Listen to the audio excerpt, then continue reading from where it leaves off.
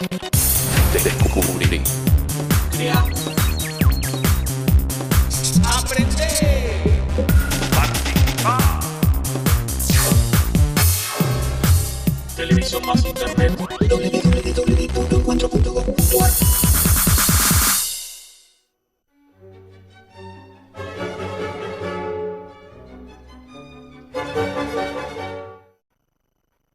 ¿Qué tal? Bienvenidos a Explora, un programa del Ministerio de Educación de la Nación que convoca a prestigiosos científicos de la Argentina para acercarnos a los temas más importantes de la ciencia contemporánea. Hoy vamos a hablar de biotecnología.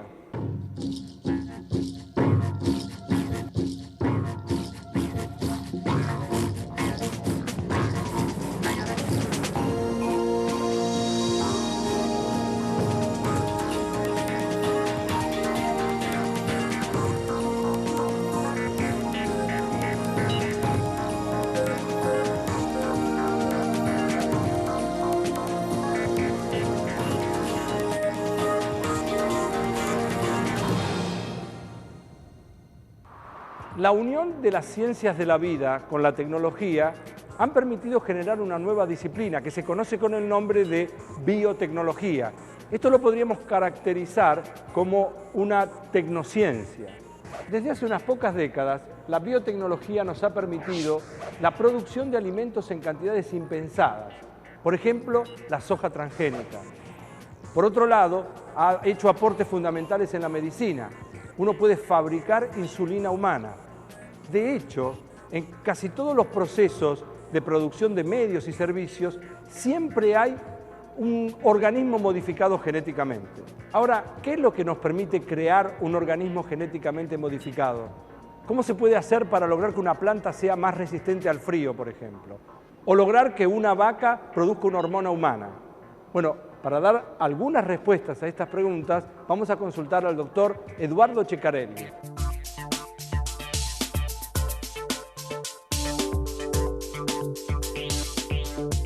El hombre ha modificado genéticamente organismos desde la prehistoria, cuando seleccionó cultivos, cuando cruzó animales de granja. Además ha utilizado métodos biotecnológicos también desde hace miles de años para fabricar queso, obtener cerveza, fermentar vino.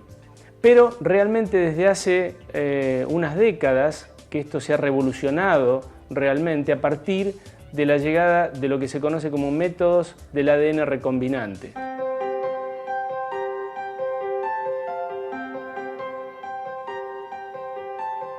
Estas metodologías se basan en la posibilidad de cortar ADN de un organismo con enzimas específicas conocidas como enzimas de restricción, y los fragmentos aislados pueden ser nuevamente ligados utilizando unas enzimas conocidas como ligasas. Si este ADN así ligado y obtenido tiene la capacidad de replicarse en bacterias, se podrán obtener millones de copias del mismo. Estas metodologías han dado la posibilidad de transformar y modificar genéticamente organismos. Así, por ejemplo, un experimento histórico permitió tomar una planta y transferirle un gen de la luciérnaga, obteniendo así una planta que tiene la capacidad de emitir fluorescencia, es decir, florecer con luz propia en la oscuridad. ¿Cómo podemos obtener el ADN recombinante? Básicamente hay dos métodos. Uno es el que utiliza como herramientas a organismos vivos y por eso se denomina método in vivo, como por ejemplo en la transformación bacteriana. Este método se utiliza constantemente en biotecnología. Un ADN recombinante que tiene la capacidad de mantenerse y multiplicarse dentro de una célula es conocido como vector. Normalmente se utilizan vectores bacterianos porque las bacterias son fáciles de mantener y estudiar en el laboratorio. Pero existen vectores con capacidad de multiplicarse y mantenerse en células eucariotas, en levaduras y en plantas. Normalmente una célula toma el ADN del medio por un proceso conocido como transformación. En ese proceso, el ADN que se encuentra desnudo, libre en el medio, es tomado por la célula, ya sea por un proceso natural, que ocurre en algunas bacterias, o en el laboratorio, influenciado por la presencia de algunos compuestos químicos o de un pulso eléctrico. Un vector puede llevar un fragmento de ADN que le confiere una determinada propiedad a una bacteria. Por ejemplo, una resistencia a antibióticos. En ese caso, las bacterias que hayan tomado el vector del medio habrán ganado esa propiedad y podrán ser seleccionadas si se la enfrenta a ese antibiótico. Además, el vector puede llevar la pieza de ADN que es de nuestro interés. Ese fragmento va a amplificarse y multiplicarse millones de veces cuando cultivemos la bacteria y así podamos obtener miles o millones de copias de nuestro fragmento de ADN. Este método de recombinación in vivo se usa diariamente y para funciones múltiples en la mayoría de los laboratorios de biotecnología. Por ejemplo, el más conocido, uno de los más conocidos, es la producción de insulina humana a través de la transformación bacteriana. Gracias a este proceso, las personas que son insulinodependientes del mundo, que necesitan insulina humana, la pueden conseguir yendo a cualquier farmacia. Vamos a presentar ahora el caso de una empresa líder argentina en biotecnología y justamente se especializa en particular en la producción de hormona del crecimiento humana recombinante. Actualmente en Biocidus estamos trabajando y fabricando hormona de crecimiento humana en bacterias a partir de un proceso de fermentación bacteriana. Por supuesto, estas bacterias están transformadas con el gen humano de hormona de crecimiento. En los últimos años empezamos a ver un fenómeno generalizado, que es que la demanda va creciendo a una velocidad mucho más grande que la oferta. Entonces nos pusimos a pensar en lo siguiente: de la misma manera que modificamos y agregamos una información genética humana a una bacteria, se la podemos agregar a un bioreactor muy común en la Argentina, que es la vaca. Entonces vamos a hacer una vaca que en todas sus células lleven información para hacer hormona de crecimiento humano. Y le vamos a agregar un cierto aditamento, le vamos a poner un switch, que es decir, que la vaca solamente va a poder procesar esa información en la glándula mamaria. De manera que cuando esa vaca genere leche que la hace para alimentar al ternero, en esa leche coloque las proteínas de alimentación del ternero, pero además lleve la hormona de crecimiento humano. Para eso tenemos que superar dos etapas. Tenemos que saber clonar vacas, porque ahora la vaca deja de ser un animal y pasa a ser un elemento de laboratorio de la misma marca. Entonces por eso necesito tener animales idénticos, clones. Y por supuesto, clones y transgénicos, que todos tengan la información adecuada. El ordeñe de la vaca diariamente dará leche, y entre las proteínas que hay en esa leche habrá una proteína humana. Esa leche va a venir al laboratorio, de esa leche se va a purificar la hormona de crecimiento hasta homogeneidad, quiere decir al 100% de pureza, y esa materia prima será la base de un producto farmacéutico para el tratamiento de muchos procesos, pero el más conocido, el más realmente impactante es el enanismo hipofisario.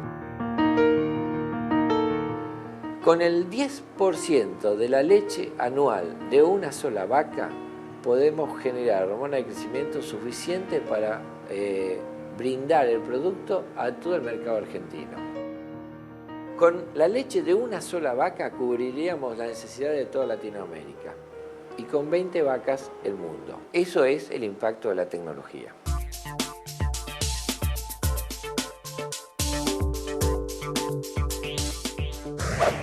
Usar organismos vivos no es la única manera de obtener ADN recombinante. Dijimos que había básicamente dos métodos. Uno ya lo vimos, in vivo. Hay otro que se llama in vitro. Estas son palabras que ya nos resuenan a nosotros y que tiene que ver con que no se usan células vivas. De hecho, usar este método ha permitido acelerar muchísimo los procesos de copiado de ADN. Para eso fuimos a consultar al doctor Eduardo Ceccarelli otra vez. En 1985, una nueva técnica revoluciona la biología molecular. Esta técnica, conocida como la reacción en cadena de la polimerasa o PCR, se basa en la capacidad de una enzima de copiar moléculas de ADN. La técnica se basa en copiar ambas hebras del ADN a partir de dos fragmentos pequeños de ADN que se localizan en lugares complementarios y que la enzima utiliza para iniciar la copia de ese ADN. Este ciclo de amplificación se repite en formas sucesivas mediante etapas de calentamiento y enfriamiento. Durante el calentamiento las hebras son separadas y durante el enfriamiento posterior todo el material del ciclo anterior es copiado nuevamente. De esta manera se produce un crecimiento exponencial del ADN a amplificar, obteniéndose millones de copias del ADN molde originalmente elegido. Ya hemos visto entonces las principales herramientas de trabajo de los laboratorios en biotecnología o de biotecnología. De hecho, en cualquiera de estos laboratorios se están produciendo organismos genéticamente modificados, híbridos, clones y transgénicos. Cualquier cruza entre miembros de distinta especie es lo que se llama un híbrido. Por ejemplo, algunas variedades de maíz. En cambio, un clon es cuando dos individuos tienen el mismo material genético. ¿Y los transgénicos? La tecnología del ADN recombinante es la que nos permite introducir material genético de un organismo en otro. Estos organismos se llaman transgénicos. Ahora bien, tenemos la metodología, pero ¿cómo se hace este proceso? La obtención de un organismo transgénico se realiza a través de dos etapas esenciales.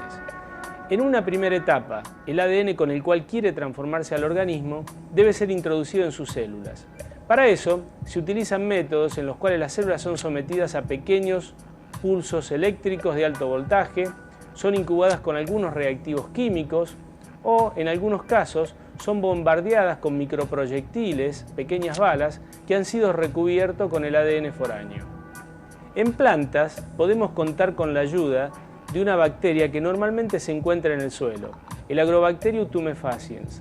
Esta bacteria posee un vector que normalmente transfiere en forma natural a las plantas y cuyo ADN es posteriormente incorporado en el material genético de esa planta.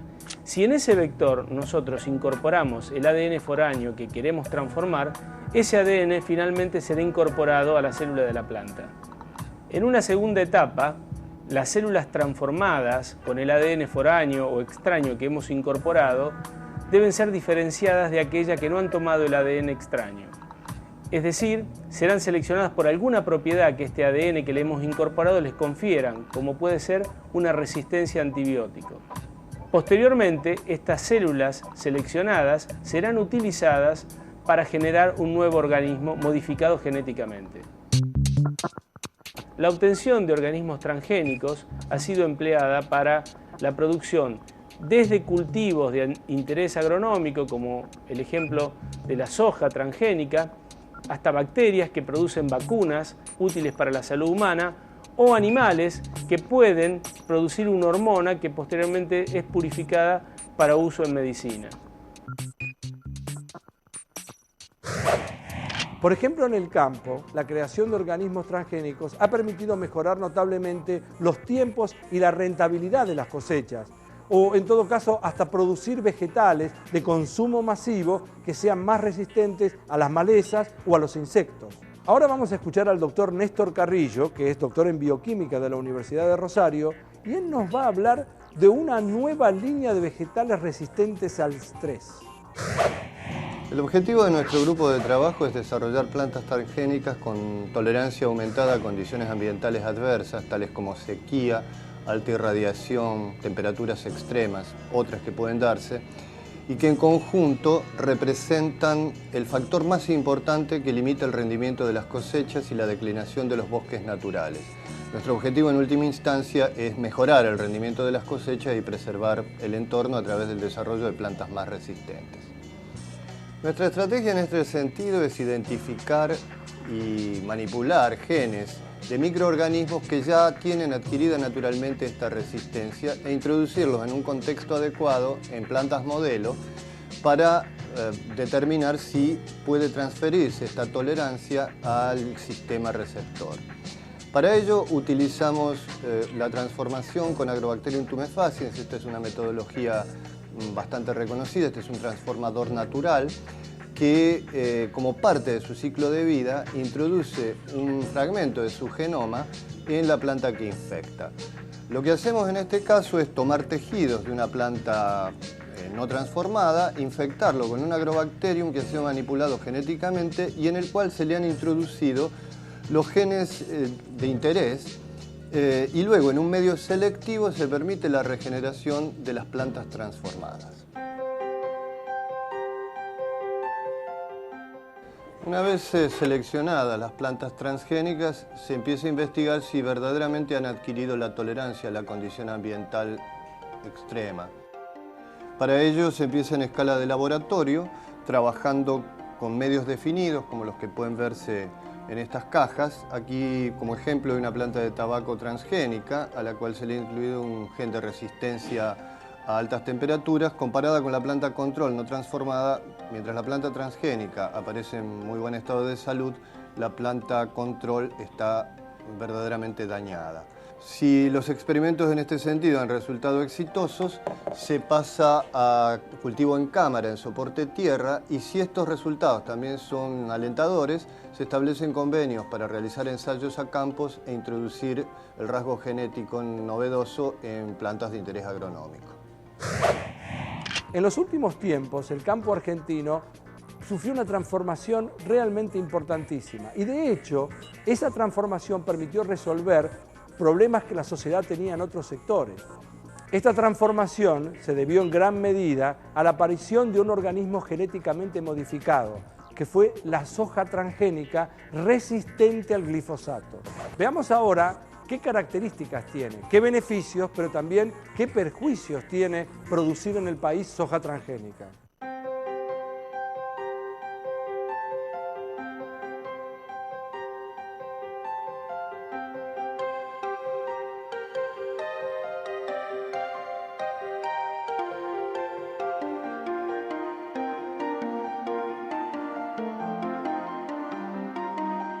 La soja transgénica, que actualmente se produce en nuestro país, ha sido modificada para volverla tolerante al herbicida glifosato.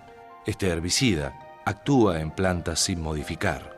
Para evitar que el herbicida dañe a la soja, a esta se le incorporó una enzima de una bacteria resistente al herbicida. La soja, así transformada, adquiere una ventaja selectiva frente al herbicida en agrosistemas manejados por el hombre. La semilla obtenida es esencialmente equivalente a aquella proveniente de plantas no transgénicas. Es decir, a nivel alimenticio no se observan diferencias detectables entre ellas y solo pueden ser diferenciadas por métodos de biologías moleculares. Su expansión, asociada al beneficio económico que produce, promueve la utilización de grandes superficies, la tendencia al monocultivo y la utilización de agroquímicos y fertilizantes.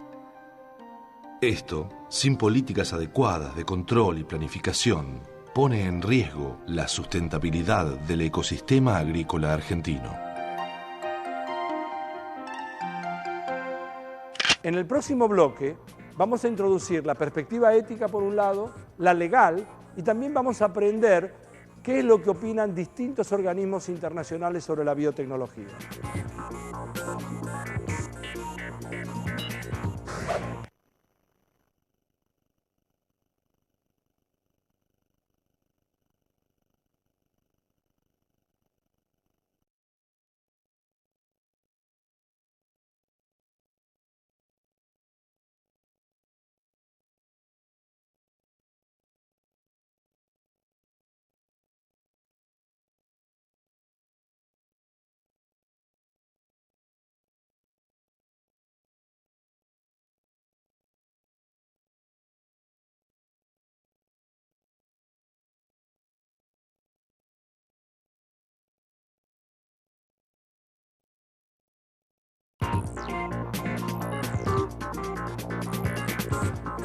En el bloque anterior vimos los increíbles avances que se están produciendo últimamente en biotecnología y la aplicación que ésta tiene en los campos más diversos. Claro, inmediatamente surgen muchísimas preguntas. Por ejemplo, ¿hasta dónde podemos manipular genéticamente organismos? ¿Es ético manipular embriones humanos para salvar una vida? ¿O en todo caso, está bien salvar una vida actual pero sacrificando una vida futura? Es un debate abierto, presenta dilemas muy complejos y por ahora para esto tenemos muchas, pero muchas más preguntas que respuestas. De hecho, nosotros fuimos a consultar al licenciado Alberto Díaz porque en principio queremos saber una breve definición de lo que significa bioética. Y por otro lado, queremos entender por qué él piensa que habría que regular la biotecnología. El concepto de bioética se refiere a los problemas éticos que introducen las ciencias biológicas, especialmente la biología molecular, en los últimos 20 años por su acelerado desarrollo en las sociedades, en su aplicación en medicina, en los alimentos, en el medio ambiente, sobre todo más que nada en el tema de la parte médica y de la salud humana. Estamos transformando el mundo con una herramienta tan poderosa que puede alterar las especies que tenemos hasta reprogramarnos como seres humanos. Es muy importante ser conscientes de la bioética, de lo que representa esto y tener leyes y reglamentaciones que nos permitan orientar y manejar nuestros trabajos de investigación y de productos industriales. La responsabilidad social que tienen los científicos es muy grande, pero más que los científicos son los que lo tienen los productores y los industriales, porque son los que van a utilizar estas tecnologías. Por más reglamentación exigente que conozca del tema, lo que es muy importante es que la sociedad se entere de esto, participe y no quede solamente en la decisión de unos pocos expertos de lo que hay que hacer en esta materia, sino que sean discusiones sociales para hacer buen uso de los grandes beneficios que trae la biotecnología. Si uno busca con cuidado, en cualquiera de los medios de comunicación, casi todos los días aparece el tema de las células madres. Ahora, ¿qué son las células madres? ¿Por qué se debate tanto alrededor de ellas? ¿Y qué es lo que uno tendría que saber para tener una opinión, para poder formarse una opinión sobre este tema? Por eso nosotros fuimos a consultar al doctor Justo Sanier.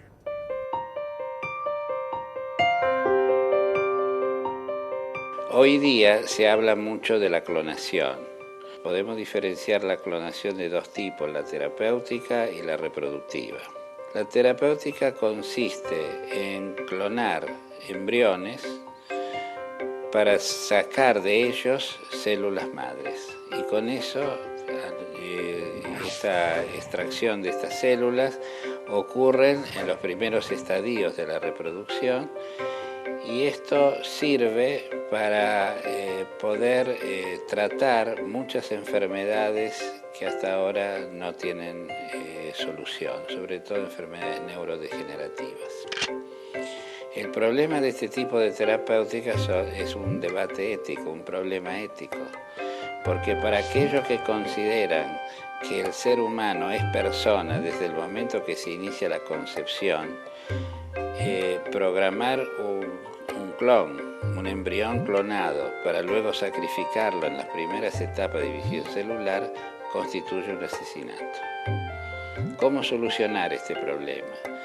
Bueno, la forma se ha visto ahora que se ha encontrado células madres en tejidos adultos y también en el cordón umbilical. Lo ideal sería poder sacar estas células madre, que son una suerte de reserva que sirven para regenerar las células que naturalmente se van muriendo, se van degenerando, poder sacarlas, cultivarlas y por supuesto utilizarlas. De esta manera, si esto se lograra hacer, el problema ético desaparecería.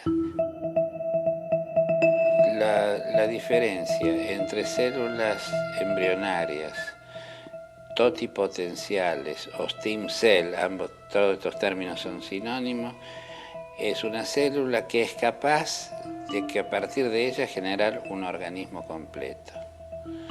Las células pluripotenciales, en cambio, no son capaces de llegar a formar un organismo completo, por lo tanto su capacidad de diferenciación es más restringida. Y las multipotenciales es más aún, simplemente pueden diferenciar de acuerdo a los diferentes troncos celulares de donde derivan. La toma de decisiones en casos puntuales, específicos, imagínense el tema de la clonación, es una tarea colectiva, no está reducida solamente a un grupo, requiere de negociaciones y generar consenso. El Comité Nacional de Ética en Ciencia y Tecnología debió estudiar el tema de la clonación a propósito de una petición formulada desde el Poder Ejecutivo para ver cuál era la posición que debía tomar Argentina frente al pedido de Costa Rica de la prohibición de todo tipo de clonación.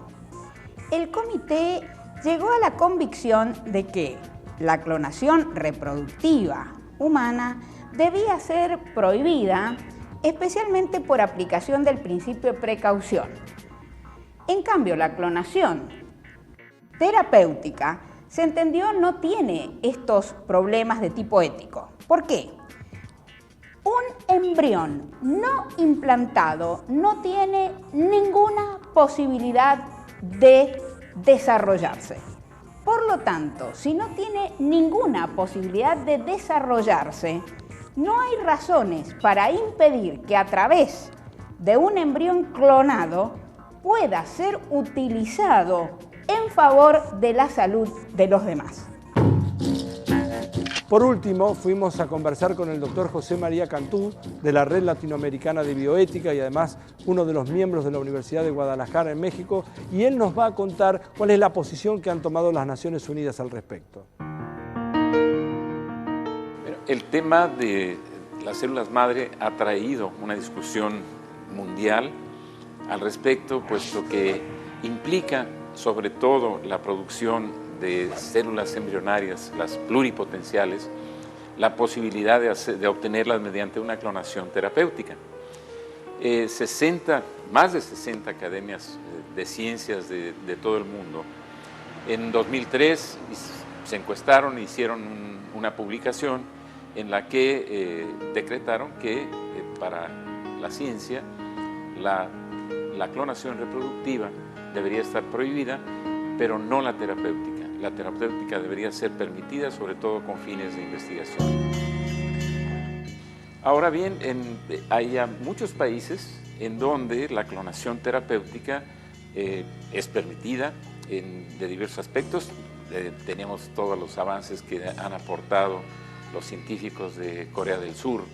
En Inglaterra hay un gran movimiento hacia la clonación terapéutica, pero en otros países más conservadores, en Estados Unidos específicamente y en varios países latinoamericanos, la tendencia es a estar en contra de cualquier tipo de clonación.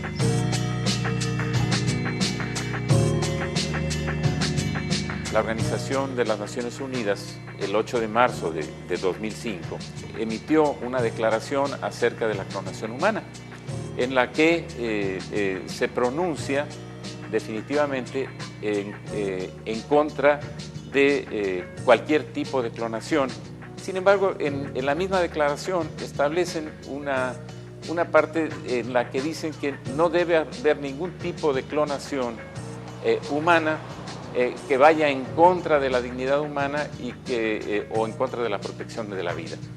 Pues ahí este párrafo seguramente da la permisividad, cuando menos, de la clonación terapéutica, ya que la clonación terapéutica está dirigida fundamentalmente a tratar enfermedades y es lógico que la dignidad humana pues, nos obliga a tratar de ofrecer a cualquier individuo las mejores posibilidades de un tratamiento para una enfermedad cualquiera. Casi todo lo que produzcamos o hagamos como sociedad en las próximas décadas va a estar asignado por los desarrollos que se produzcan en biotecnología. Por eso nosotros hemos presentado, por un lado, la perspectiva científica, pero por el otro, también los dilemas éticos que se abren. Esto fue Explora, un programa del Ministerio de Educación de la Nación. Hoy día se habla mucho de la clonación. Por un lado entra pasto y agua y por otro lado salen medicamentos. Canadá, Estados Unidos, Argentina y China fueron los países que más produjeron cultivos biotecnológicos. Los llamados cultivos BT, que son modificados para contener sus propios insecticidas, también se han comprobado posibilidades de riesgos ecológicos. Los métodos utilizados por la biotecnología tienen un enorme potencial. Sin embargo, estos deben ser analizados y regulados de manera de obtener los máximos beneficios, reduciendo al mínimo los riesgos y perjuicios para la sociedad. Eso es el impacto de la tecnología.